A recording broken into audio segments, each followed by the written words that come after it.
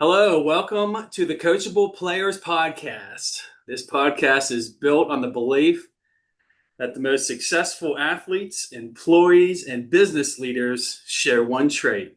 They are coachable.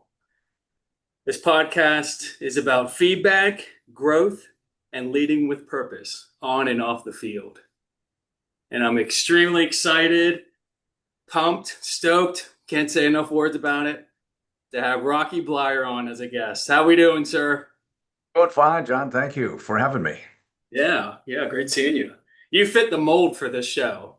We're talking with athletes who excelled on the field and in the business world. Boom. It's as if a podcast was made just for you.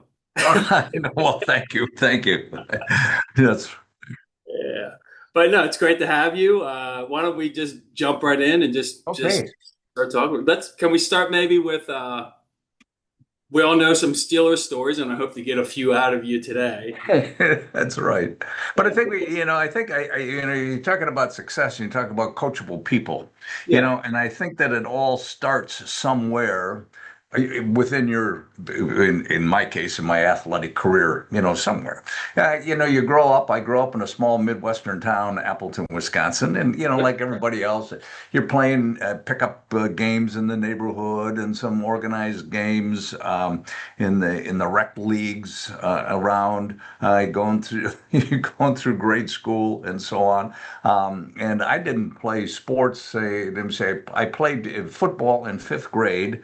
In sixth grade, I had Osgood-Schlatter's disease, and so it's a growth disease. Seventh grade, they canceled the football program Oh, because it was a rowdy crew of young men and women that were older anyway, so I didn't play until eighth grade.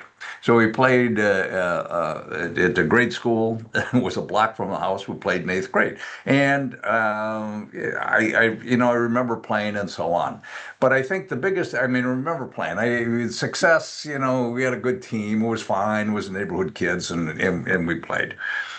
But now you have to take a look at the time frame. So I'm going back, to this baby boomers coming of age. All right. So now all of a sudden, new schools have to be built in the area.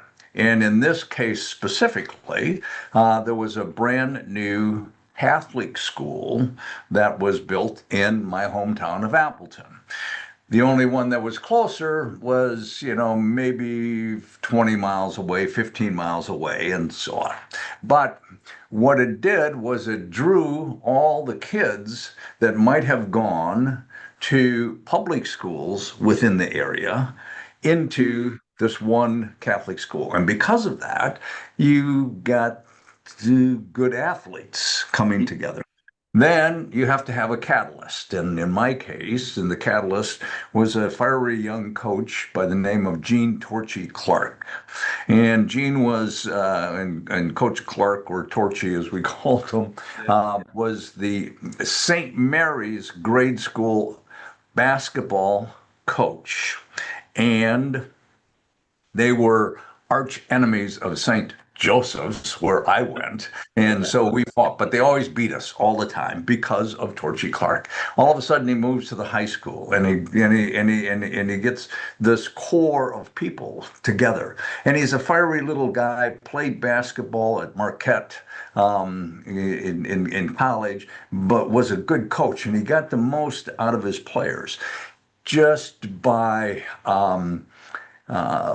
his own personality, by his expectations of each and every player. And I think that becomes a part of it, knowing your players or knowing your people, and knowing what buttons to press and how to get the most out of them. And it's not always yelling and screaming, but it's sometimes just a quiet this or that, and I was the kind of kid I didn't want to be yelled at, and yeah. so I would do whatever the coach would tell you to do just so that you weren't, Figure brought it on out. the cart. And so and because of that, And I have to tell you this, we never lost a football game.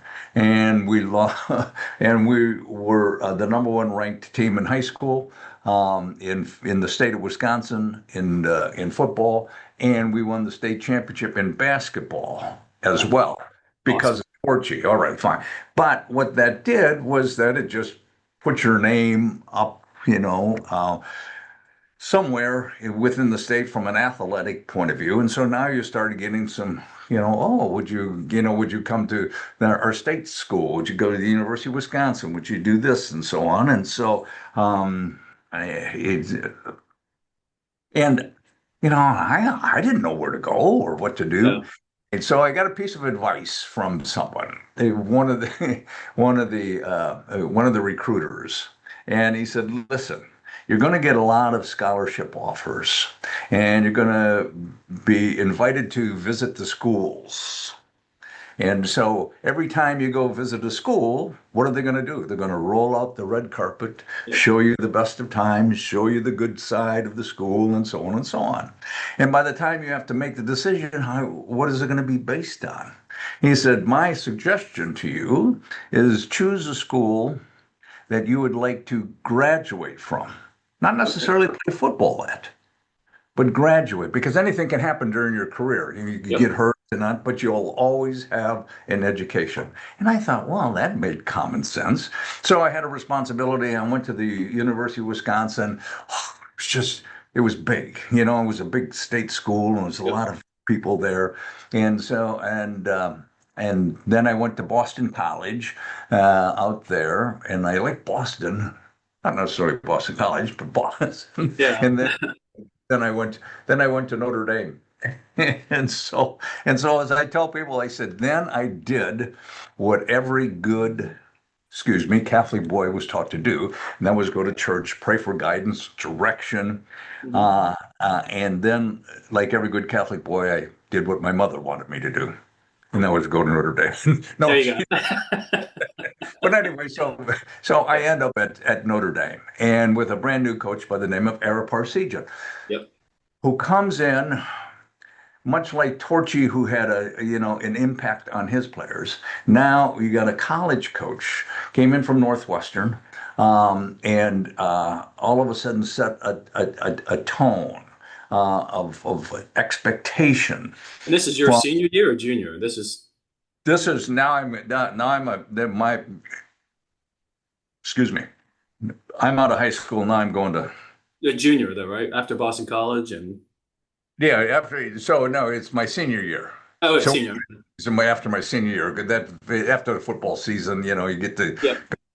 check, and so it was that senior year, and so I decided to go. And so the next fall, I go to Notre Dame, and Oh, gotcha. they get a brand new coach there by the name of Vera Parsegian. Yep. The coach before that was a coach by the name of Huey DeVore.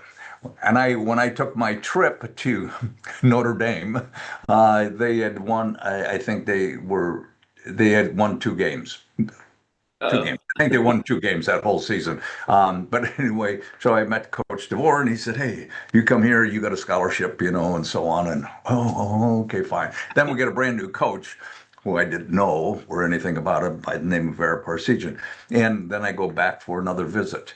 And there was a certain attitude about him and how he approached his players and the game, and so that was a big rub off, on us as we go. So who knows what's going to take place at that time? But because of the coach getting the right people, recruiting wise, all of a sudden by my junior year, we have a dynamite team, and we win the national championship in college. And so I become captain of the team my senior year. And because of the success, it's like coming out of the success. Well, you get recognized for your contribution, to the success of that team. And we had some All-American, great players on that team to allow us to get to that position. I do not put myself in that category. I was just a part of the backfield of that team and so on. But I get drafted into the National Football League. Awesome. Yeah, by Pittsburgh. There you Steelers. go. Now, to your listeners, I was not their first choice. I did not make their top 10 list. I was the 417th person picked in the draft that year. I was a 16th round draft choice. Wow. Fortunately, from my point of view, there were 17 rounds. At least I was not the last guy picked. I Yes. thought, if I might have a chance to be able to make this team. And people say, well, how did you make the team back then? Well, do you remember who played for the Steelers in the 60s? Nope. That's how come I made the team. There you Because go. nobody remembers who played for him during that period of time. And as my story goes, then I got a chance to play 10 of 14 games. And of course, there was a war going on in Vietnam. And ultimately, I slipped through the draft board and got drafted into the armed services and ultimately went to Vietnam. And then part of that story was then to have to fight to come back for the injuries I sustained over there.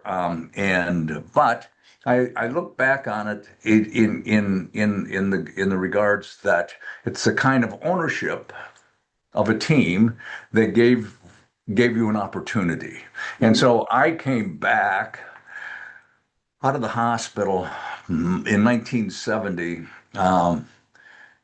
for that season, and I went to training camp, and it took its toll. I mean, it beat me up. The surgeries I had before, and having been shot through the left leg and a grenade blown up through Oh. my feet and my lower legs, and the scar tissue and the Oh. shrapnel that was still there. But I went to training camp, and as I said, it took its total. And Chuck basically released me. Chuck Noll Mhm. was a new head coach, and so he released me, and rightly so. But then the Dan Rooney, son of Mr. Rooney, Mhm. owner of the team, who was general manager at the time, he actually he called me up and he said, "Listen, I talked to Chuck. He said we're going to put you on injured reserve. We want our doctors to take a look at you and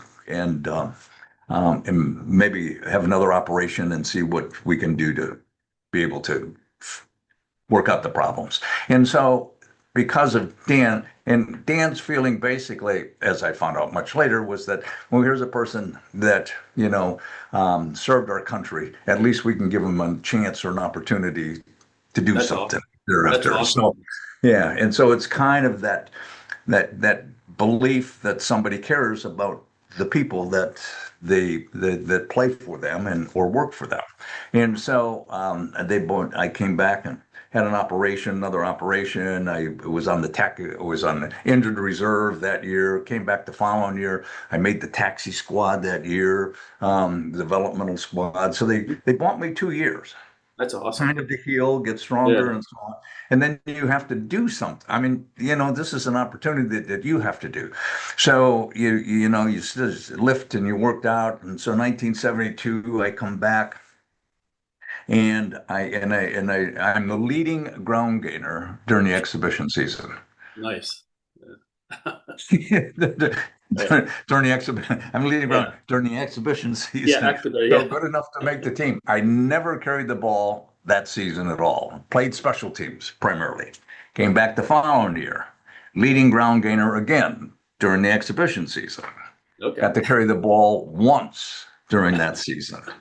But all of a sudden in my mind, okay, so you're now this is a 4-year process, Yeah. from coming out of the service, and you're going, That's and determination right there. Yes. well, to get there, and after the 73 season, I left the Steelers.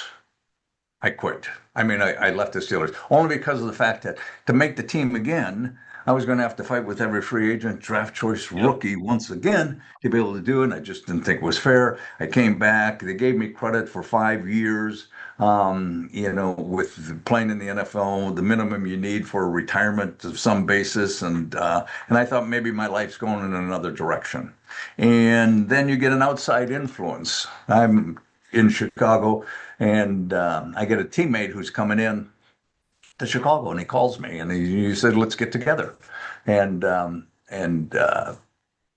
decline, and the only reason because I'm not going back to the Steelers. And he pushed, I declined some more, and he pushed some more, and then he asked me the question why, and I said to him, I said, "Well, I quit. Hmm. I'm not coming back." And he said, "You can't quit." He said, "If you quit, think about it. If you quit, what you have already done is that you have already made a decision for that coaching staff. Do you like them well enough to make decisions for them?" He said, "No, your responsibility, if this is what you want to do, you come back and you make them make a decision. You back them in the corner. You give them every reason to either Yes. keep you or release you, but you Awesome. don't cut yourself." Yes. And so it was just the arm twisting I needed, maybe from an older brother friend that I had. And I went back, and everything that I perceived did take place. And I had a fight with every free agent, draft choice, and rookie once again to be able to make the team. Yep. Leading ground gainer during the exhibition season. Okay. Thank you very much. Now, the reason I tell you that, the reason I had been the leading ground gainer during that period of time wasn't because of the fact I was bigger, better, faster than all the other running backs. It was the simple fact that I played more than anybody else during that period of time. I carried the ball more than anybody else during that period of time.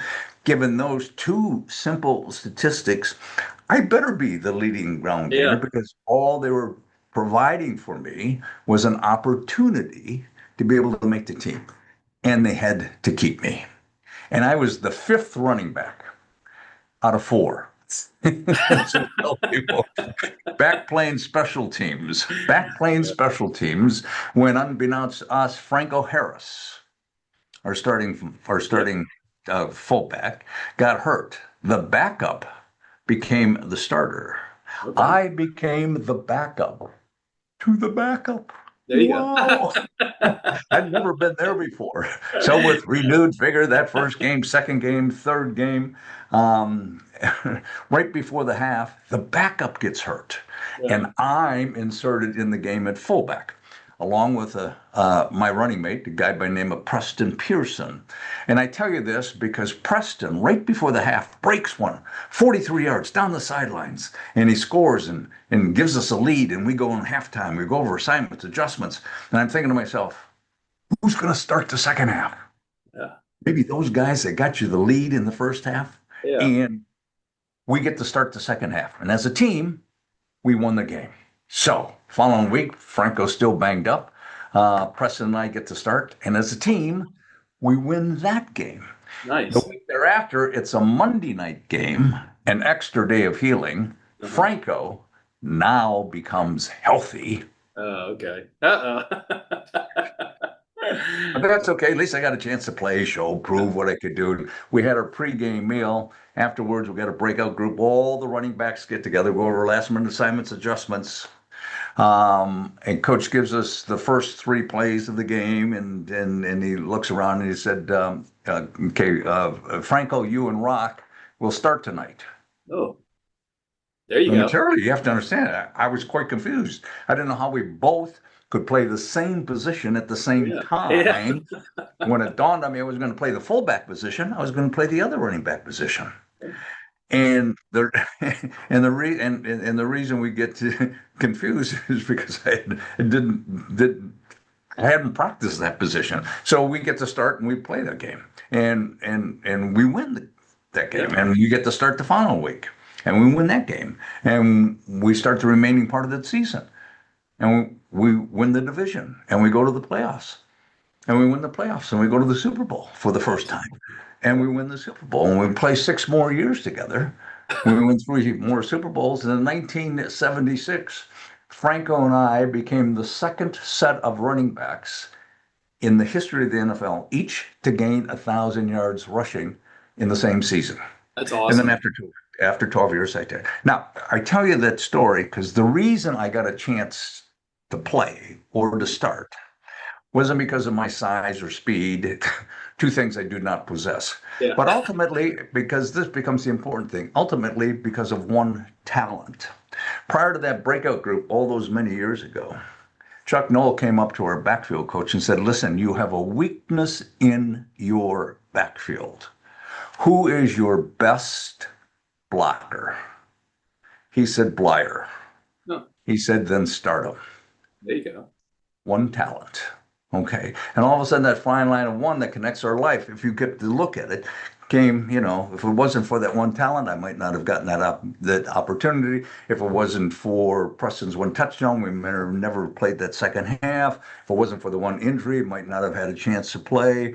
If it wasn't for the draft choice, I might not have gone to Yeah. that team. And so it's the same thing in life. But along the way, in no matter what we may do, you have to prepare yourself, in preparation for trying to make the team and trying to be the best that you can be, given the standards that are around you. So, and so it's kind of the basis of everything that my everything that I've come to believe, and that you and I, we're human beings, we have strengths and we have weaknesses.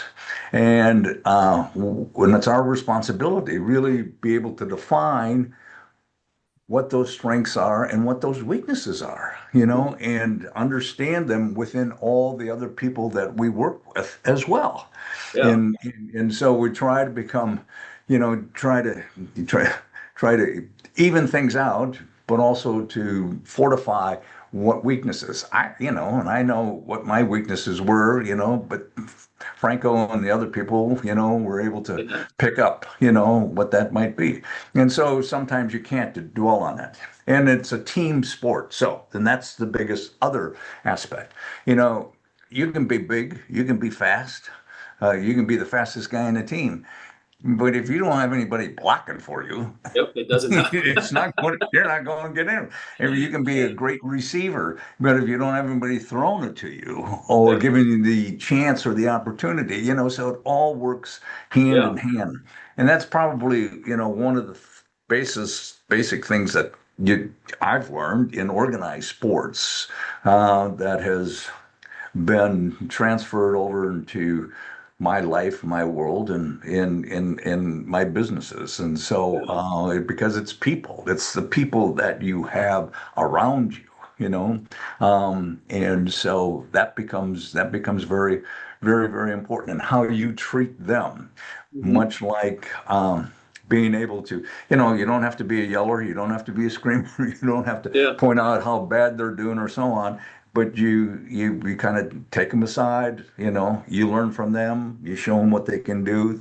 That's why you're here, you have a talent, maybe Yep. you just need some direction and so on. So, Yeah. So here's my takeaway from the Rocky Bleier story here. I love it. The story's awesome, amazing. I love it. Uh, you have determination. You went, 4 years. You kept coming back, leading rusher, but you kept going. You kept going. You could have quit. You got that nice encouragement that kept you going and make them make the decision. Um, you also had good coaching, starting with Coach Clark back in high right. school, and then Yep. Chuck Noll. Now, I'd like to hear your thoughts on this.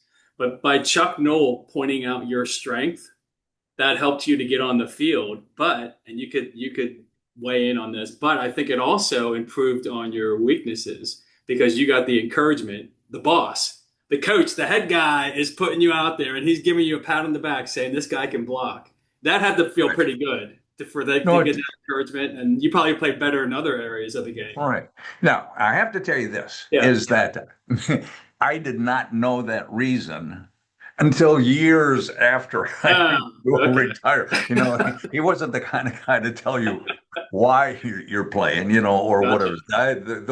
Those things I found out later on. Yeah. But I think part of it also is that it's your own desire of what you want to become. and what you want to do. So along the way, along the way is that I also knew that I had to, to impress the coaches. There are certain things that as an example.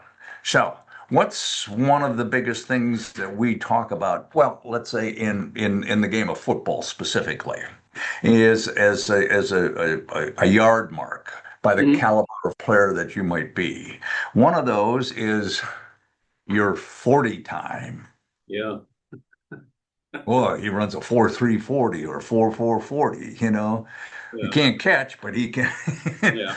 But so speed all of a sudden, and one of the things is this is that uh, it also becomes an excuse to release you. He lost a step. Yeah. He just, yeah, if they want to have a reason, Yeah. they can find reasons, for doing that. So I did not have great speed. I had good speed. Mhm. I had good quickness. The biggest thing is also from a mindset point of view in the game of football as a running back. If you have a 4.0 average per carry, that's pretty good. Mhm. 3 carries and it's a first down. 3 carries, it's a first Yep. down. So if you get that average, that's pretty good. Um, and it's not all about speed. So it's about blocking, it's about quickness, but it can be a detriment if you don't have other things going for you. And they say, okay, fine, he just doesn't have the quickness, or he doesn't have that, he doesn't have it comes down to, well, his 40 time can be an excuse. So I had to work on that. I mean, I had to work on I had a quick start. I mean, I could go from the backfield to the line of scrimmage pretty quick because Mhm. I'd anticipate the snap of the ball. I knew where I needed to go. So from point A to B, I could do that very, very well.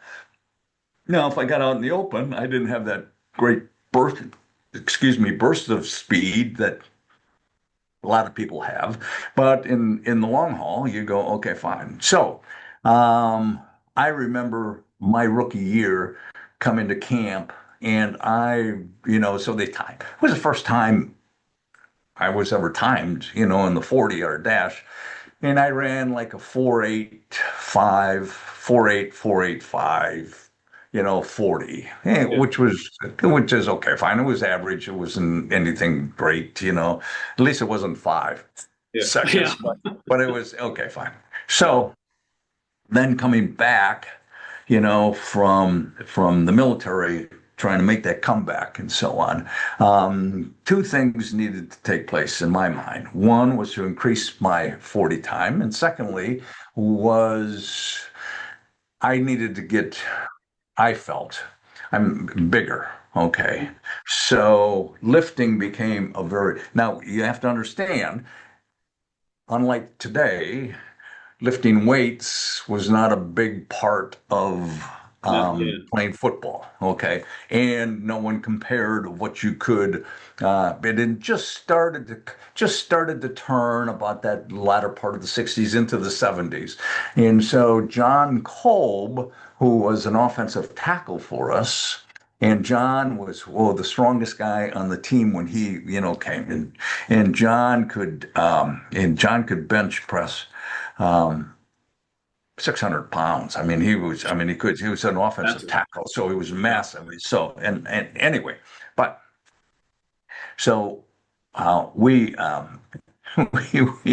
so anyway, when I came back, I started lifting. I needed to get stronger and so on.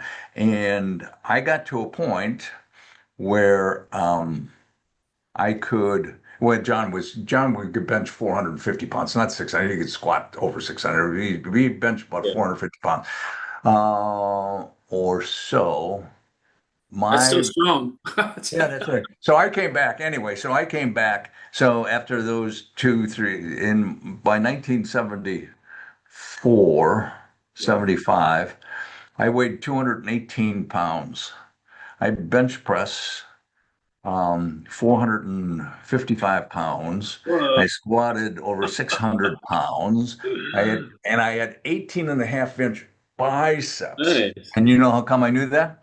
Because I measured them myself. There you go. So anyway, so they could see that work ethic, or Yeah. the changes that had taken place. And then also along the way, I had to work on my 40 time.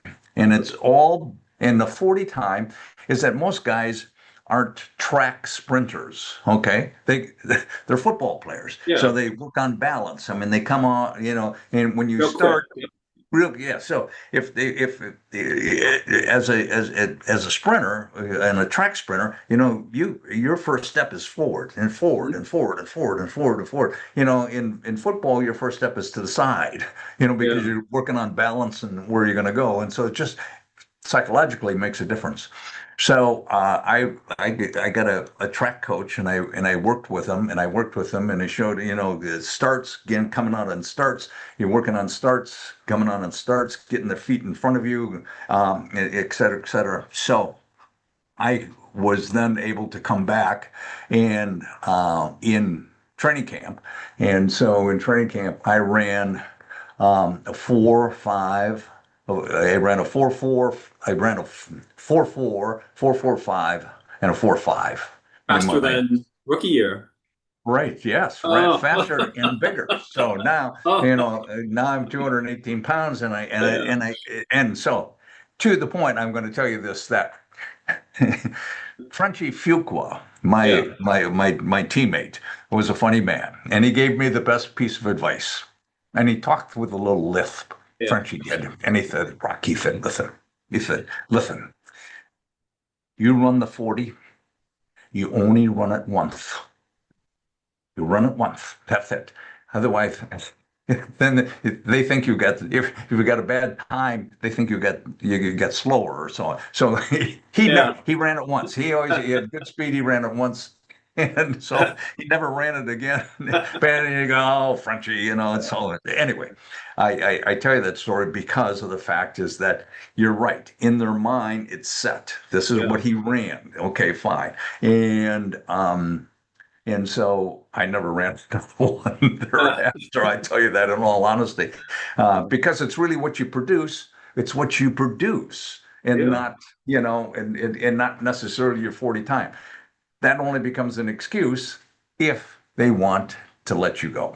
Yep. Another reason. Yeah, exactly. Right. Yeah. So another reason. So so you just you think about what your weaknesses are, and you start working on them and start becoming better in that aspect of business as well as in playing the game. Hmm. Do you see any sort of common themes amongst all the coaches that you had? All the good coaches? Any sort Yeah. of The common theme in all of them, and even with is that is that um, they were instructive. They were instructive people. They wanted you to succeed. And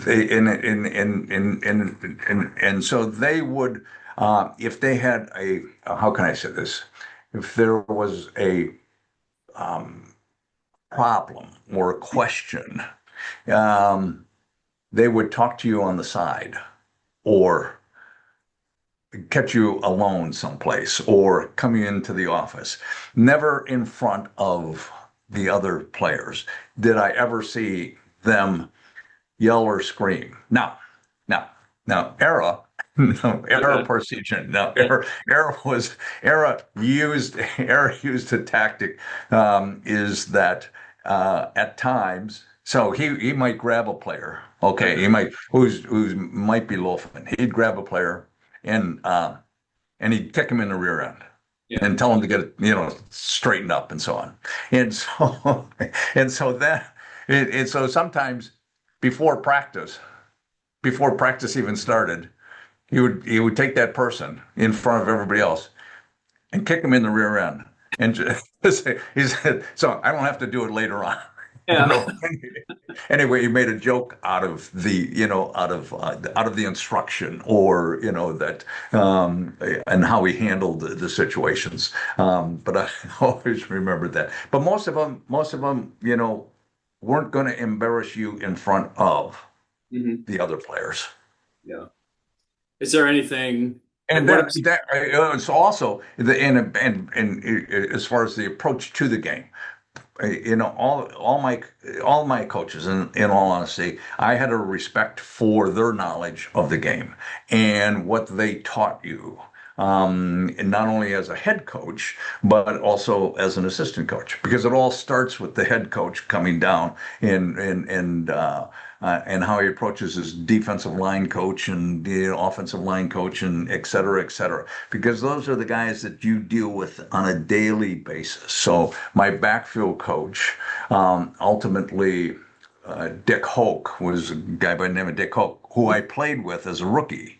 okay, yeah. And then he sat out a year and then came back as the Steelers backfield coach. And Yep. so Dick we had a rapport, and Dick was the kind of guy of so on. And so yeah, and I also think that how you as a person approach a job and or a career and or playing, is that you have to be coachable. Hmm. I think you have to be coachable. Not that you know it all or you're better than anybody else, kind of an attitude. It's like, okay, fine. What can I learn? How can I be better? How can I mesh better with the team, or whatever's necessary to have us be successful. Yeah. Was there a difficult transition going from a coachable player to not playing anymore to a business leader, a business owner, and now you're doing the coaching and you any sort of issues there at all or Well, yeah, there was because so my transition when I stopped playing, um, during the years I during the and this was and I shouldn't say this, is that during that period of time is that players had off-season jobs. okay. Oh, okay. So, I mean, as you start planning for, you might not do it in the first couple of years, but all of a sudden it's like you're the third year, fourth year, fifth year. The average is only 3.5 years or 4 years. And then you start looking at your future. What are you going to do job wise? Yeah. It's not as if you made enough money to retire, Yeah. like today. Yeah. So, Yeah. is that you have to, what are you going to do? What's your future, and so on. So and part of that period of time, I got into the insurance business, Okay. and so that was an interesting transition. I mean, just to learn and learn and what that was about, and trying to build a book. And one of the things I learned was I was not a great sales kind of guy, in that regards. And so then that waned out over a period of time. And then I had the opportunity to do do personal appearances to Okay. speak. Okay, so and talk about success. We're talk quote about the Steelers and Yeah. success, and lessons learned, and so on and so on. And then another opportunity exploded or came my way about 20 years ago, to be in the construction business. And so that is where I am right now. But Awesome. anyway, Yes. so we have a yeah. So we built uh, um, a construction company here as a general contractor, and it was an opportunity. It's just like an opportunity, it presented itself, and most of our work is done with the federal government. Mhm. The federal government came out with a service disabled, veteran-owned small business entity Yeah. in which in the contracting field, and so it was excuse me, a position that I was able to fulfill and start, and by the nudge of a couple brother-in-laws, he said maybe There we you should do this and so on.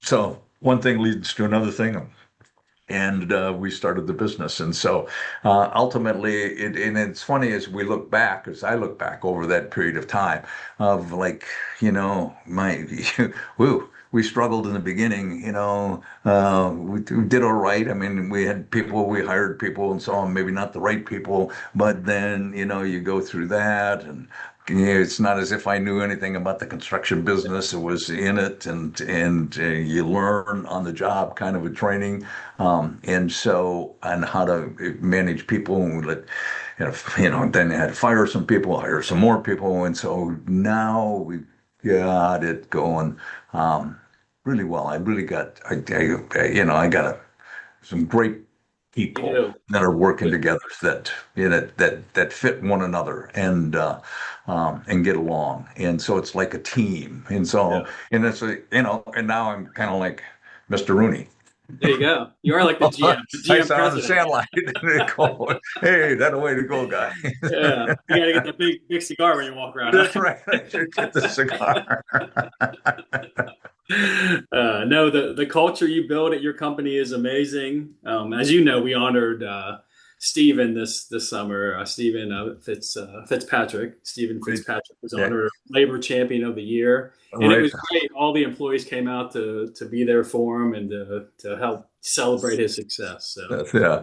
you have a great culture there. Good stuff. But you are like the GM now. It's,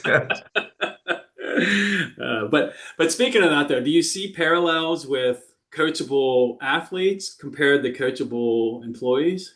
oh yeah. I mean, yeah, it just, it's in it and it's and it's people and the makeup of the people, and being coachable, or being and I think it's part of, and I say from an athletic point of view, and that somewhere along the line you get to learn being adaptable and within from in the coaching and taking advice and so on, and wanting to work together as a team, and that becomes, I think, very important, as you build a culture.